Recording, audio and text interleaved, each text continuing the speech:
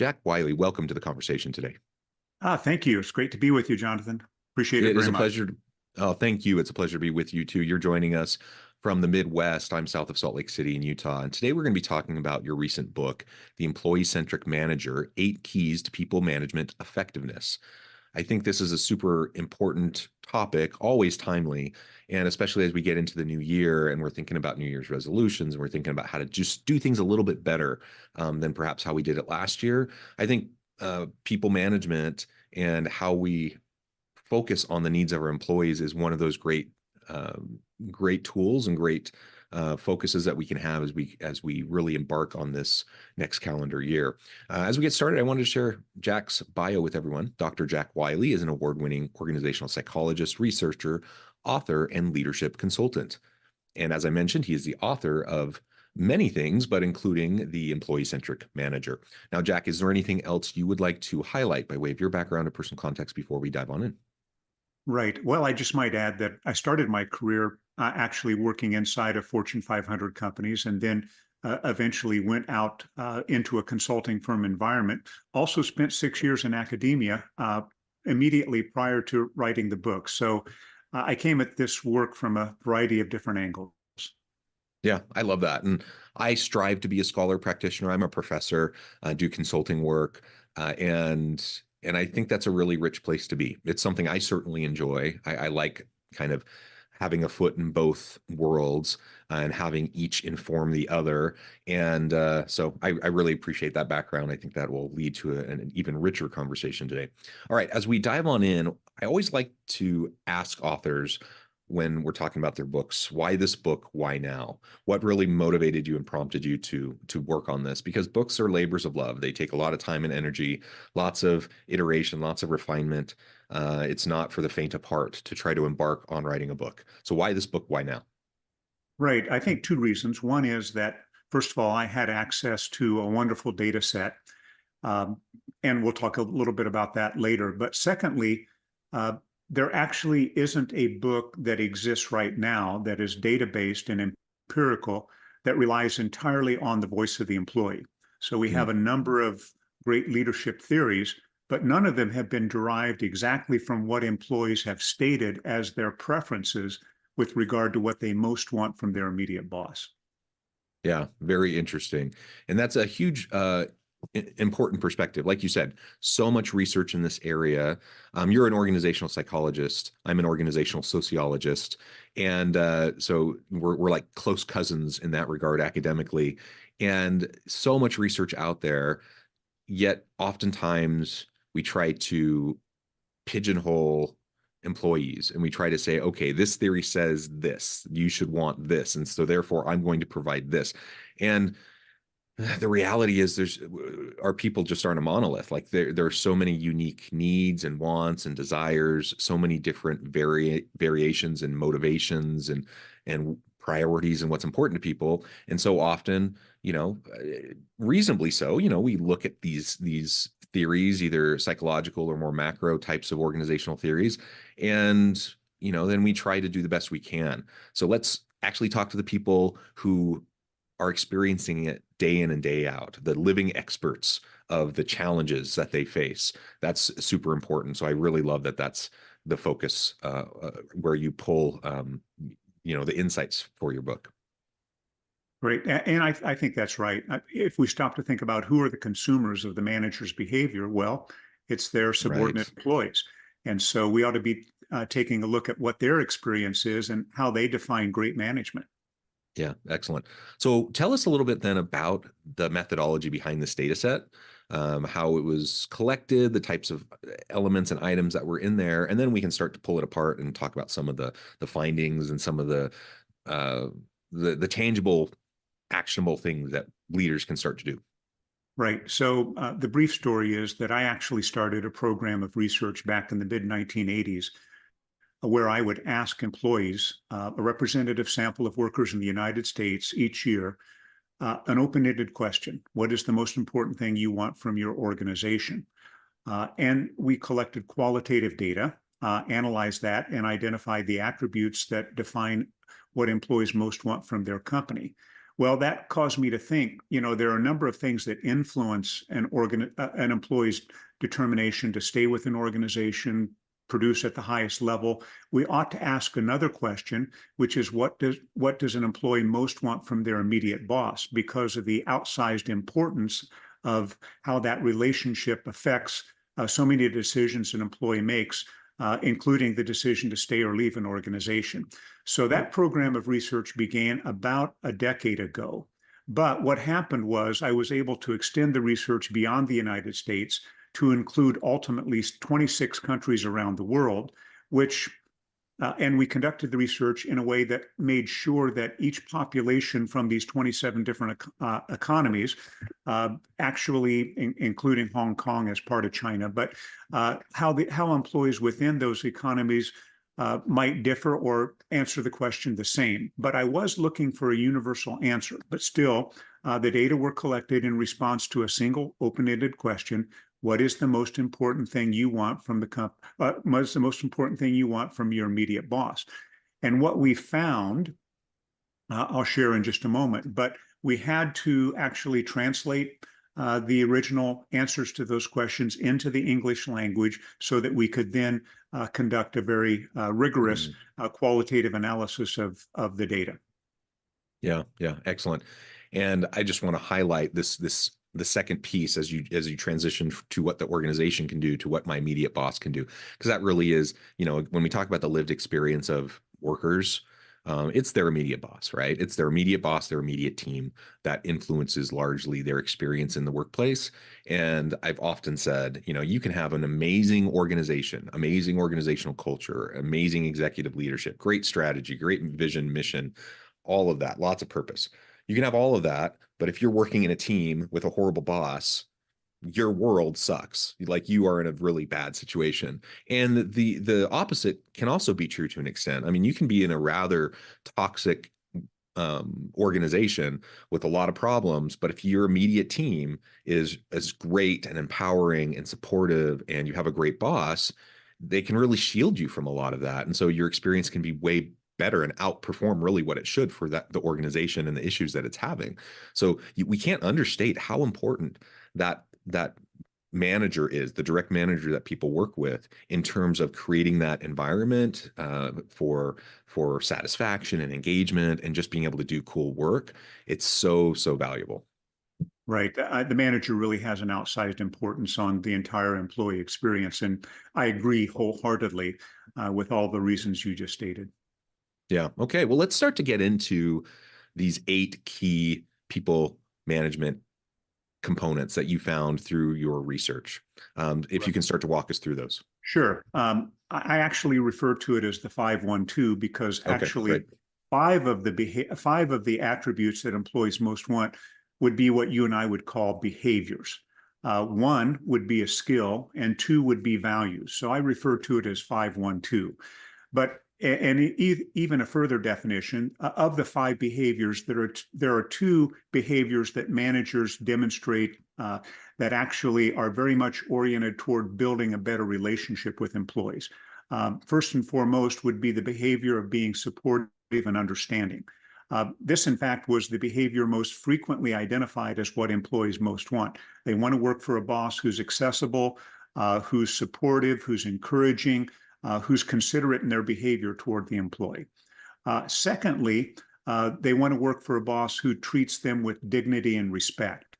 So this means that I want to work for a boss who presumes that I'm there to do a good job, who's going to respect the experience I bring, invite me to participate in decisions. So those 2 behaviors, being supportive and understanding, treating employees with dignity and respect, are what I would refer to as relationship behaviors. Then there are 3 more behaviors. Can I pause there for just a second? Sure. Because I love that. And I often say, good people management and an employee-centric leadership style is not rocket science. Like, there's some pretty basic things you can do. And I know all of the things that we're going to be discussing aren't necessarily, brand new ideas. Like, they've been discussed and explored, and you're bringing a new lens to it and a new unique research approach to it.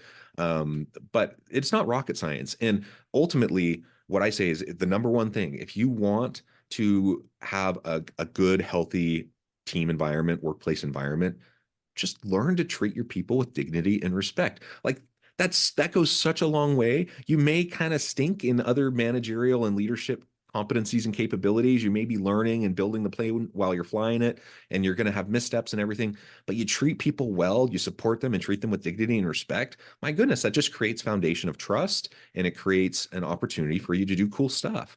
And I think most leaders probably agree. Like I don't think most leaders wake up in the morning thinking, how am I going to exploit my people and not treat them with dignity and respect today? I don't think that's the intention, yet because of just the busyness and the grind and like getting your attention split so many ways, and you end up focusing on different things, it just falls by the wayside so often, and you end up treating people in ways that probably you wouldn't want to be treated, and probably you wouldn't be happy about, if you step back and realize that's how you're treating them, right? So just being able to pause and take the time and really remind yourself and create that environment and culture where everyone's treating each other kindly, treat each other with dignity and respect, the whole person. That goes such a long way. Yeah, you're absolutely right. And that's kind of fundamental, so critical to how employees feel about the quality of their working experience. Yeah, excellent. And sorry, I So, interrupted you. yeah, So you no, can no, go on to number that's three. fine. I mean, I agree wholeheartedly with the commentary, and it is common sense, and most managers do a reasonably good job at it. Uh, the three additional behaviors really, I think, deal with performance more so than relationship. But obviously, these are not completely independent. They're very much bleed over into both categories. But those three behaviors are, first of all, communicating clear performance expectations. In other words, Mhm. defining what success looks like, what represents a job well done. Number two, recognizing performance.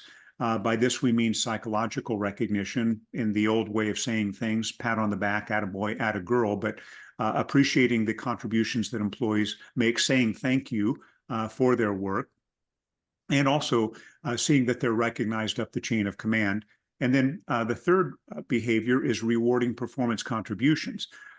This doesn't actually find its way into most leadership theories, but employees realize that managers may have limitations in terms of what they can do based on corporate pay policy, but they expect their manager to do everything they can do to ensure that they are rewarded in a way that's commensurate with the contribution they're making. Now, and that actually has two sub-attributes. Half of it is about getting fair pay, but the other half of it is about creating training and development opportunities that allow the employees to continue to grow and develop in their skill set, and presumably move up the corporate ladder, so to speak, if in fact that's what they aspire to do.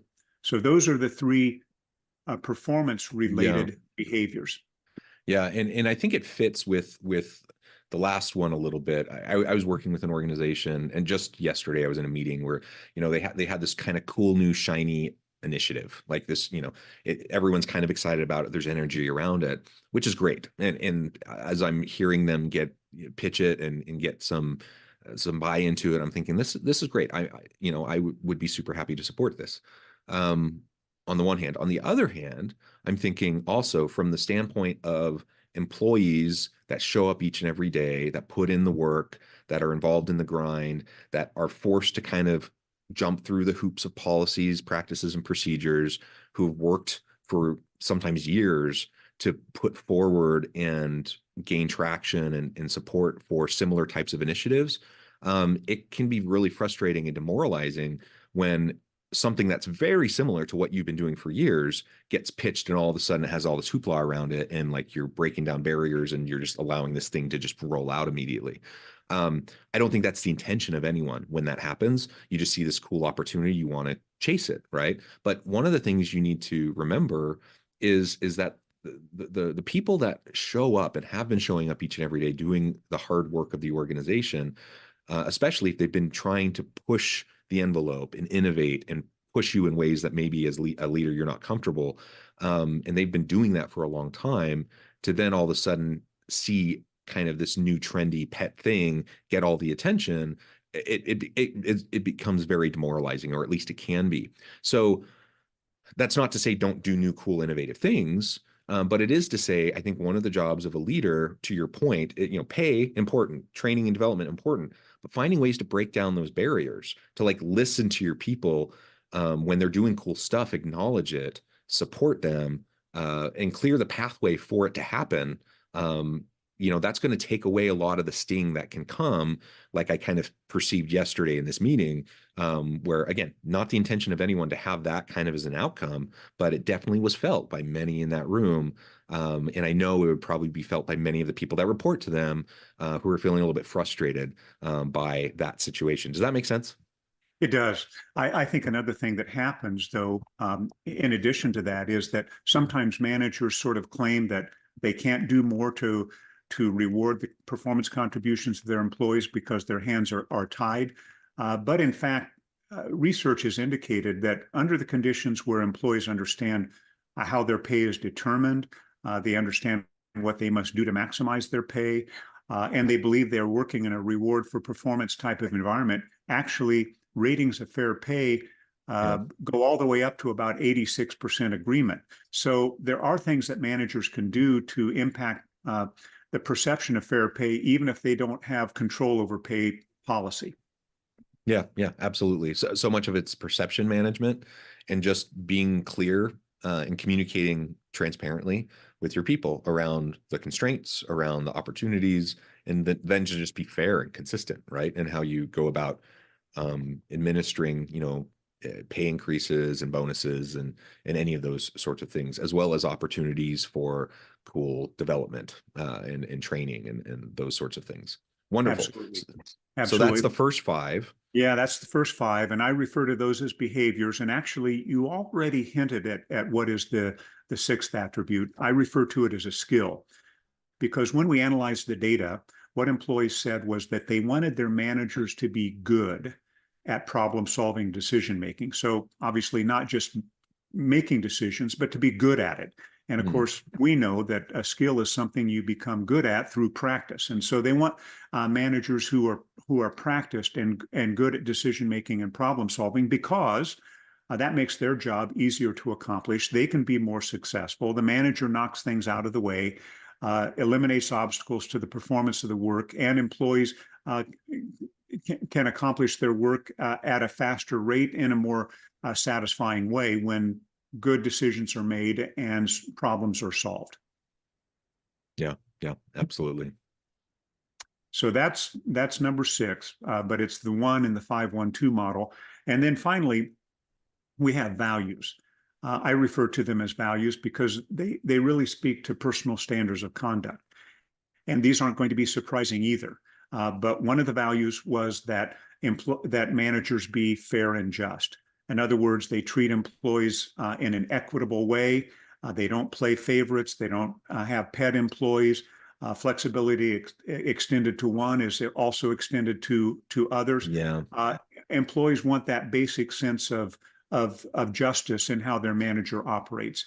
And then in addition to that, the second value is be honest and trustworthy. This gets into the definition of what you and I would probably call integrity, doing what you say you're going to do, being someone who's frank and candid and whose word employees can rely on.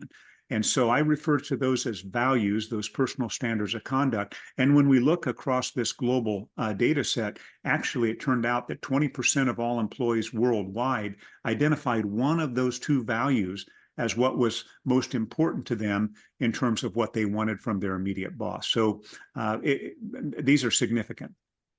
Yeah, and I think each of those last three all get at kind of that situation I was just sharing that happened yesterday. It gets to pieces of it, absolutely. And again, the tricky thing with this is I do not think in that meeting yesterday, I do not think it was anyone's intention to be seen as playing favorites or being flexible in one case but not another, or not being consistent.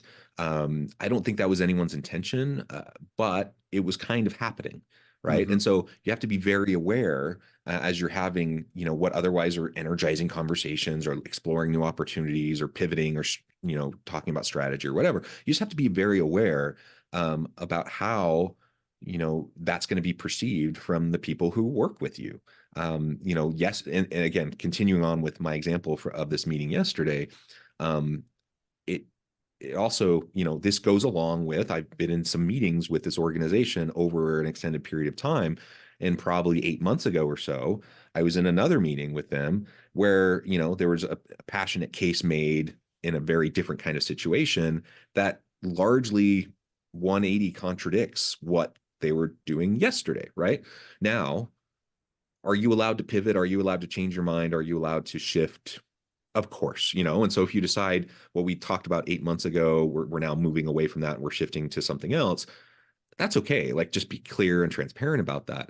But when it's not acknowledged, then what the perception, at least, whether it's the intent or not, the perception is that, you're not being consistent, that you're not, really a person of your word, the integrity comes into question, or at least it can. And it just, it unnecessarily undermines what you're trying to do. So like this new cool thing that was being pitched yesterday, on the one hand has a lot of energy behind it. On the other hand, there's this undermining kind of erosion of the foundation of it because there was a failure to acknowledge some of the things that had happened before and to recognize that things are pivoting, things are shifting, and let's talk about that. Let's explore that. Let's explain why that's happening. Like, if you can be clear about that, transparent about that, people can accept it. I think most people can understand that, yes, maybe this situation is a little bit different, or we're changing our thinking for this reason or whatever. And I think people can wrap their heads around that. But when you're not that explicit about it, and when you kind of ignore it, it can be perceived as gaslighting. It can be perceived as a lot of things that it's not the intention. And it only erodes the foundation and undermines what you're trying to do today. So for each of these points that you've been making, I absolutely agree. I think they're so important. And especially when you get into these values, I mentioned it earlier, but I just don't think most leaders want to do wrong by their people. Most leaders are good people that want to treat their people with dignity and respect. They want to be people of integrity. They want to treat people fairly and equitably. They want to do these things, and they don't necessarily realize how their behaviors or what they're saying or how they're communicating sometimes is undermining that very intention that they have. I think that's exactly right. It requires an awareness. And I think, John, one of the most important things is for managers to put themselves in the shoes of the employees. I mean, it goes back to kind of a basic philosophy of do unto others as you would have them do unto you. If you're going to show up in this particular way, think about how this is going to impact others and take into consideration what has been their experience up through this point in time. And when we do that, I think we actually find much better ways to approach a transition or to approach a change if we think through how this is going to be heard, understood, experienced by your followers. Yeah, well said. Well, Jack, this has just been a really great conversation and a great overview of this really cool book that you've put together. I appreciate the time that you've taken out of your day to meet with us and to have this conversation. Before we wrap things up for today, I just wanted to give you a chance to share with the audience how they can connect with you, find out more about your work, where they can find your book, and then give us the final word on the topic for today. Right. I think, first of all, thank you for the invitation to be part of the podcast. Really appreciate that. The book can be purchased on Amazon, The Employee-Centric Manager, obviously authored by Jack Wiley. I'm continuing actually to now deliver this information in the context of management development and management training. So I'm working with corporate accounts to train managers on the attributes of the employee-centric manager. And one of the things that we've accomplished is developing a measurement system to measure the extent to which managers actually do display these attributes. And that becomes a platform for what they can focus on for their own self-improvement. And this self-improvement is actually quite critical because what we have found is that managers who operate at a high level on these attributes actually achieved tremendous performance on the metrics that we would typically consider important for managers, such as creating a great work experience for employees, high employee engagement levels, a good team, if you will, the lack of dysfunction, so good team cohesion, and then ultimately team performance. So there is a direct relationship between the display of these attributes, and I think what almost any organization would define as managerial success. Yeah, excellent. Jack, thank you so much. It's been a real pleasure. I encourage the audience to reach out, get connected, find out more about what Jack can do for you. Check out the book, check out the training and development opportunities. And as always, I hope everyone can stay healthy and safe, that you can find meaning and purpose at work each and every day. And I hope you all have a great week.